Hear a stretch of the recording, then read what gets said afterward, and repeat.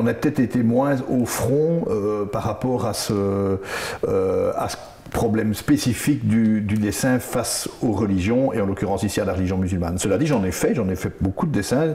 Après l'histoire des caricatures de Mahomet, j'ai publié des dessins. Mon journal ne m'a pas souvent refusé quelque chose. Je pense à quelques dessins, mais pas trop. Et je vais donc essayer de ne pas avoir peur lorsqu'il faudra de nouveau traiter le sujet. La liberté d'expression, ça commence par ne pas demander, ne pas attendre de l'autre qu'il fasse ce que vous voulez vous. Hein.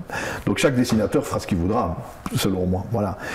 Je me suis quand même permis depuis quelques jours de plaider un peu auprès de mes petits camarades pour ne pas qu'on se lance, en tout cas dans quelque chose de groupé et d'organisé, dans une espèce de réponse violente, c'est-à-dire moi je t'emmerde encore plus et du coup je vais dessiner ton prophète, je vais faire ça. Bon, parce que je fais partie de ceux qui disent ça ne sert à rien.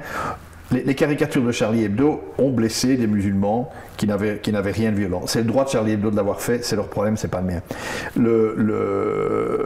Maintenant, ce qui s'est passé a blessé, évidemment, enfin, a tué, et a blessé aussi des musulmans qui n'ont rien à voir avec ça, et à qui maintenant on demande quelque part de se justifier, de se désolidariser, de tout ça.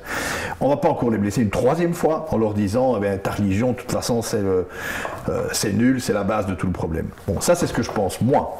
Mais c'est pas non plus de l'autocensure. L'autocensure signifierait qu'on me demande de le faire et que j'ose pas, ou que j'ai envie de le faire et que je n'ose pas. Simplement, je n'ai pas envie de faire ça. Moi, j'en ai jamais eu envie.